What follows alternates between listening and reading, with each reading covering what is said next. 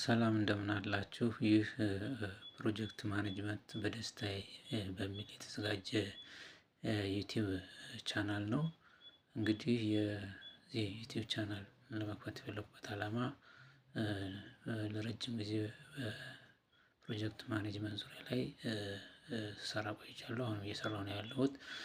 ከዚያም ጋር ተያይዞ ደግሞ በርካታ ስልጠናዎችን በመጀመሪያ ዲግሪ በሁለተኛ ዲግሪ ስማር በፕሮጀክት ማኔጅመንት ላይ ጠቃሚ ኮርሶችን ወስጃለሁ። ከነዛ በመነሳት እንግዲህ በልምድም በቲዎሪም ያለኝን እውቀት ለሌሎች ለማካፈል ስለፈለኩ ይሄን የዩቲዩብ ቻናል ከፍቻለሁ።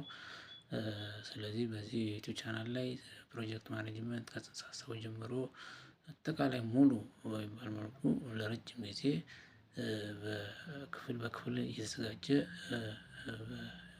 ይተላለፋል። እንግዲህ ይሄ በርካቶቻችሁ ትጠቀማላችሁ ብዬ አስባለሁኝ። ምክንያቱም በአሁኑ ሰዓት ፕሮጀክት እና ፕሮጀክት ማኔጅመንት ወሳኝ ጉዳይ ነው። ትልቅ ክዋኔ ነው። ከግለሰብ እስከ ማህበረሰብ